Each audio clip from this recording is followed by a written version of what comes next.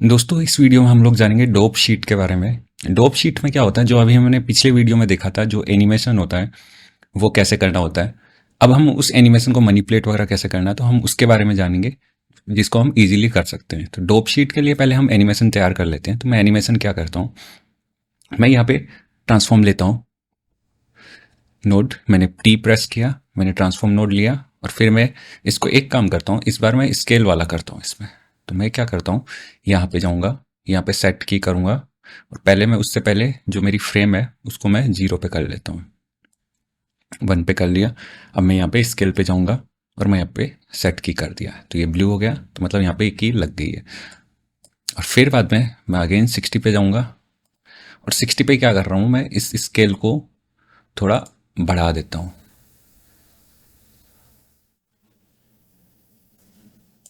तो मैंने ये स्केल बढ़ा दिया है, तो हमारे ये एनिमेशन तैयार हो गया। अगर आप देखोगे तो मैं इसको अगर प्ले करूं तो ये मेरा प्ले होगा इस टाइप से। तो ये एक एनिमेशन हो गया। अब जो दूसरा एनिमेशन है वो हम ले रहे हैं, वो सपोज हम कलर वाला ले लेते हैं। तो मैंने ये ले लिया, सी प्रेस किया तो ये कलर करेक्ट वाला आ गया। तो मैं क्या करता हूँ, इसको सेचुरेट डीसेचुरेट कर देता हूँ। डीसेचुरेट कैसे होता है, मैं इसमें जाऊँगा, फिर से ये कलर करेक्ट रहा मेरे पास, ये यहाँ पे ये मास्टर में आपका सेचुरेशन दिख रहा है। इस सेचुरेशन को क्या करना है, 0। बट पहले उससे पहले मेरे को फर्स्ट फ्रेम पे जाना है, तो मैं गो टू स्टार्ट चला जाऊंगा। यहाँ पे ऑटोमेटिकली फर्स्ट फ्रेम पे चला गया। फिर यहाँ पे मैं सेचुरेशन पे इसको सेट की करूँगा, तो ये ऑटोमेटिकली की सेट हो गया। अब मैं इसको क्या करूँगा, 60 की जगह 50 पे ले आता हूँ। तो 50 तक मेरे को कलर सेचुरेशन वो करना है 0, तो मैं यहाँ पे ये 0 कर दिया। तो अब अगर आप देखोगे तो ये जब चल रहा है तो साथ के साथ कलर भी डीसेचुरेट हो रहा है। तो ये हमारे पास एनिमेशन तैयार हो गया है, राइट। अब ये जो एनिमेशन है इसको हमें देखना है डॉप शीट के अंदर। तो एक मेरे पास पिक्चर ये है, दूसरी पिक्चर में ये ले लेता हूँ, ये व्यूअर 2। तो ये रीड नोट एक अलग सा रीड नोट है मेरे पास, ये भी है। तो मैं इसको अभी तो हटा देता हूँ और अभी मैं इसी को रखता हूँ व्यूअर 1। अब हम जाएंगे इस डोप शीट के अंदर। तो डोप शीट के अंदर जाके देखोगे तो देखो, पहले तो क्या है, मैं इसको हटा देता हूँ। बाय डिफ़ॉल्ट ये ऐसा रहता है। तो यहाँ पे अगर आप देखोगे कि रीड के अंदर हमारे पास नोड ग्राफ में जाके देखो, मैं एक काम करता हूँ, मैं नोड वाला भी साइड में बना देता हूँ इसमें। तो मेरे को क्या करना होगा, यहाँ पे जाके स्प्लिट वर्टिकल या हॉरिजॉन्टल, मैं हॉरिजॉन्टल करता हूँ स्प्लिट, और मैं नोड जो ग्राफ है वो यहाँ पे ले आता हूँ, ठीक है, ताकि आपको ये चीज़ें साथ में साथ दिखती रहे। इसको मैंने यहाँ से नोड ग्राफ को ड्रैग करके यहाँ पे लाके रख दिया है। अब देखो ये ट्रांसफॉर्म रहा, और ये क्या है, दूसरा हमारे पास कलर करेक्ट है। तो अगर यहाँ पे देखोगे आप तो इसमें डॉप शीट के अंदर एक तो कलर करेक्ट है और एक ट्रांसफॉर्म है, और ये किससे आ रहे हैं, ये रीड 2 से आ रहे हैं। तो रीड 2 में हमारे पास ये कलर करेक्ट और ट्रांसफॉर्म वाले ये चीज़ है। अब यहाँ पे ये जो है ये हायरार्की व्यू होता है, ठीक है, ये हायरार्की व्यू होता है।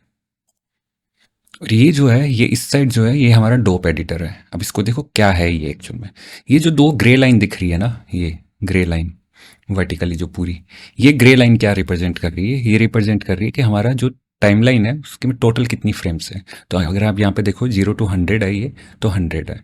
फिर ये जो ऑरेंज लाइन है ये क्या कर रही है, ये करंट फ्रेम को शो कर रही है। आज बादल गरज रहे हैं, बहुत तेज बारिश होने वाली लग रहा है, इसको अवॉइड करिएगा। तो ये जो ऑरेंज लाइन है ये करंट फ्रेम को रिप्रेजेंट कर रही है, जिस फ्रेम पे हम जा रहे हैं वो उसको रिप्रेजेंट कर रही है। और फिर यहाँ पे ये जो फर्स्ट वाला ग्रे होता है वो फर्स्ट फ्रेम को रिप्रेजेंट कर रहा है, लास्ट वाला ग्रे लाइन जो होता है वो लास्ट फ्रेम को रिप्रेजेंट करता है। और ये जो रेक्टेंगल टाइप के शेप बने हुए हैं ये है की। तो जैसे कलर करेक्ट की देखोगे तो ये हाईलाइट होगी, और ट्रांसफॉर्म की देखोगे तो ये हाईलाइट हो गई। तो ये हमारे पास यहाँ पे सेचुरेशन में किस में हो रखा है, सेचुरेशन का हो रखा है, और यहाँ पे स्केल में डब्ल्यू का हो रखा है, यहाँ पे ट्रांसफॉर्म में स्केल का हो रखा है।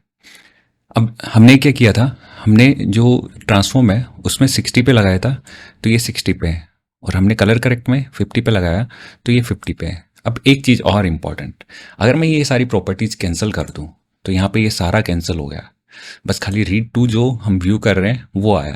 तो इसको वापस लाने के लिए क्या करोगे, आप यहाँ पे जाओगे, ट्रांसफॉर्म पे क्लिक करोगे और फिर इसमें नोड में जाओगे, और यहाँ पे अगर आपने इसको सेलेक्ट किया तो ये ऑटोमेटिकली आ गया।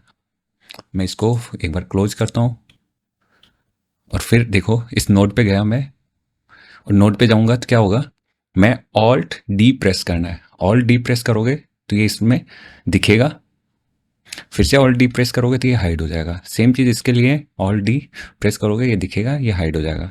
और अगर आपको इसको परमानेंट रखना है इसमें, तो आपको यहाँ पे डॉप इसमें इसकी प्रॉपर्टी ओपन कर देनी है, तो यहाँ पे ऑलवेज दिखने लग जाएगा। अब एक चीज़ और, यहाँ पे इस नोड पे एनिमेशन लगा हुआ है, तो यहाँ पे आप देखोगे कि ये ए है, ए मतलब इसमें एनिमेशन लगा हुआ है, और ये कलर करेक्ट है, इसमें भी एनिमेशन लगा हुआ है। तो ये इस टाइप से एनिमेट करने के बाद जो कीज़ होती है उनको आप यहाँ पे अपने हिसाब से कस्टमाइज कर सकते हो, अपने हिसाब से उनमें चेंजेस कर सकते हो, मतलब एक तरह से प्रॉपर एनिमेशन कर सकते हो यहाँ पे डॉप शीट में। तो ये हो गया डॉप शीट का जो ओवरव्यू है, वो जो यूज़र इंटरफेस। अब आते हैं ये जो ऑप्शंस है इनका क्या मतलब है। तो ये जो ऑप्शन दिख रहा है आपको, ये क्या होता है कि जैसे मैं इसमें एक काम करता हूँ, मैं यहाँ पे इसको स्प्लिट वर्टिकल करता हूँ, और फिर मैं ये जो कर्व एडिटर है वो मैं यहाँ पे ले आता हूँ। तो अब अभी आप देखोगे कि यहाँ पे जैसे मैं इसको अगर जो हमारा माउस का व्हील होता है उसको मैं अप डाउन करूँगा, तो ये क्या हो रही है, टाइम फ्रेम आगे पीछे मिनिमाइज मैक्सिमाइज हो रही है, मतलब इसका view zoom in zoom out हो रहा है। बट इसके साथ कर्व एडिटर का नहीं हो रहा है। लेकिन अगर आप इस लॉक बटन को कर देते हो तो क्या होगा, कर्व एडिटर इसके साथ सिंक्रोनाइज हो जाएगा, मतलब जैसे ही इसका व्यू होगा वैसे ही फ्रेम का इसका व्यू होगा। तो देखो 20 के नीचे 20, 40 के नीचे 40, 50 के नीचे 50। अब इसको अगर मैं जूम इन जूम आउट करता हूँ तो सेम इफेक्ट आएगा। तो ये क्या कहता है कि ये वाला जो चीज़ है वो डॉप शीट को कर्व एडिटर के साथ सिंक्रोनाइज करता है। ठीक है, इसको मैं वापस हटा देता हूँ, फिर से वापस ये हो जाएगा, तो ये फिर बाद में ये चीज़ हो जाएगी। अब मैं इसको क्लोज कर देता हूँ, फिर से इस पेन को पूरा ही क्लोज कर देता हूँ। तो क्लोज पेन ये मैंने हटा दिया है। या मैं एक काम करता हूँ, वापस यहाँ पे कर्व एडिटर ऐड करना है तो विंडोज़ में जाओ, यहाँ पे कर्व एडिटर ऐड कर सकते हो आप कभी भी, कोई दिक्कत नहीं है।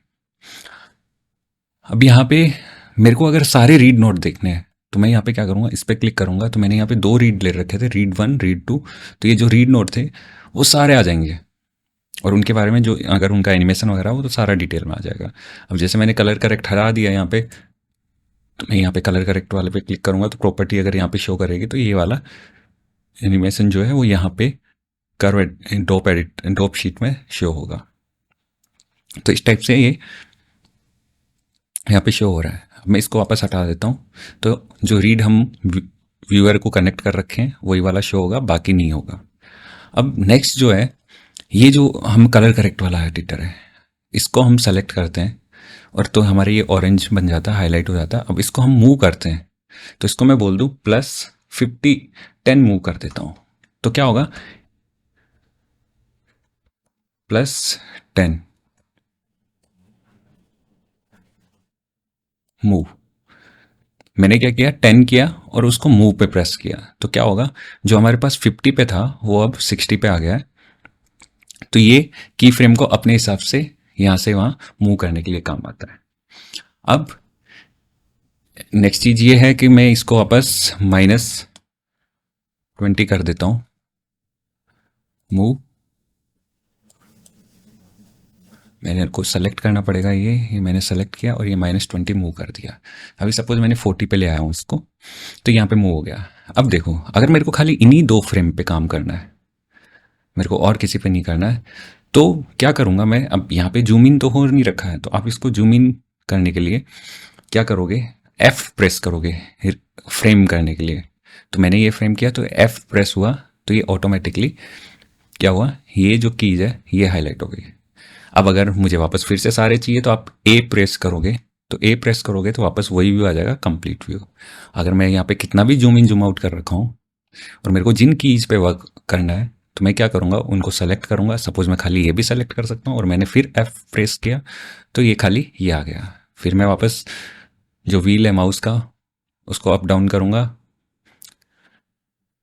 स्क्रॉल डाउन करूँगा तो ये मेरे पास फिर से वापस वो व्यू आ गया। और मुझे नॉर्मल व्यू चाहिए जैसा था, जितनी फ्रेम्स है उसके हिसाब से, तो आप ए प्रेस करोगे तो ए प्रेस करने पे आपके पास ये आ जाएगा। अब नेक्स्ट जो है ये, इसमें यहाँ पे ऑडियो अगर ऐड करना हो तो ऑडियो कैसे ऐड करोगे? तो ऑडियो ऐड करने के लिए आपको एक नोड यूज करना है। आप टैब प्रेस करोगे और यहाँ पे ऑडियो रीड करके एक नोड होता है, वो मैंने प्रेस किया। अब ये मेरे पास ऑडियो रीड आ गया। अब इंपॉर्टेंट यहाँ पे कि इसमें MP3 फाइल सपोर्ट नहीं करती, इसमें डॉट वेव फाइल ही सपोर्ट करती है, तो आपको वही फाइल लेनी है।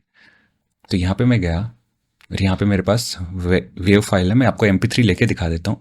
एरर आएगा यहाँ पे, ये एरर आ रहा है, तो आपको MP3 फाइल नहीं लेनी है। आपको क्या करना है, वेव फाइल लेनी है। तो ये हमारे पास ये हो गया। अब इसको मुझे डोप शीट में लाना है। तो इस ऑडियो को मैं डोप शीट में कैसे लाऊंगा? तो मैं यहाँ पे जाऊंगा, व्यू में जाऊंगा, यहाँ पे ऑडियो होगा, ऑडियो में यहाँ पे ड्रॉ स्टाइल होगा, व्यू में जाऊंगा, ऑडियो, ड्रॉ स्टाइल, और यहाँ पे मैं बिलो करूंगा। तो ये देखो, ये ऑडियो का जो है वो यहाँ पे नीचे कनेक्ट हो गया। लेकिन ये अभी भी आपका ऑडियो जो है वो प्ले नहीं होगा, आप इसको प्ले नहीं कर पाओगे अभी भी। तो फिर क्या करोगे आप? इसको प्ले करने के लिए आपको यूज करना पड़ता है फ्लिप बुक। आप फ्लिप बुक यूज करोगे तभी ये ऑडियो प्ले होगा। तो मैं यहाँ पे फ्लिप बुक यूज करने के लिए ये वाला जो बटन है, आप इस पे जब जाओगे तो फ्लिप बुक दिस व्यूअर, तो यहाँ पे इस पे क्लिक करूंगा और यहाँ पे जाके ऑडियो में पहले से नन होता है, फिर आपको ऑडियो रीड वन सेलेक्ट करना है यहाँ पे, और फिर ओके करोगे तो ये फ्रेम रेंडर होती है। रेंडर होने के बाद ये फिर ऑडियो सुनाई देगा आपको। और ये आप जब एनिमेशन वगैरह कुछ कर रहे हो तो उस केस में बहुत काम आता है, कहाँ पे क्या लगाना वगैरह। तो उसके हिसाब से आप ये ऑडियो इसमें लगा सकते हो और उसके अकॉर्डिंग एनिमेशन कर सकते हो। अभी देखो ये साउंड आ रहा है आपके पास,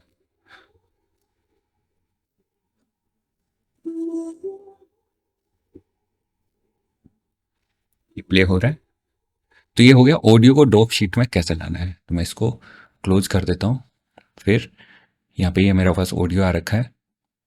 अगर आपको वापस इस ऑडियो को हटाना है तो यहाँ पे इसको आपको वापस जाके ऑफ कर देना है, तो ये ऑफ हो जाएगा। तो ये मेरा ऑडियो ऑफ हो गया। इसको ऐसे डायरेक्ट रीड करने का ऐसा नहीं कि आपने रीड व्यूअर को कनेक्ट किया तो ये बजने लग जाएगा, ये ऐसा नहीं होता है। तो ये दोस्तों बेसिकली ये जो है ये हमारा हो गया है डोप शीट का इंट्रोडक्शन। नेक्स्ट शीट में हम देखेंगे डोप शीट में कैसे मैनिपुलेशंस वगैरह करनी होती है, कैसे एनिमेशन करने होते हैं, वो चीज़ हम नेक्स्ट वीडियो में देखेंगे। तब तक के लिए चैनल को सब्सक्राइब कीजिए, लाइक कीजिए और कमेंट कीजिए।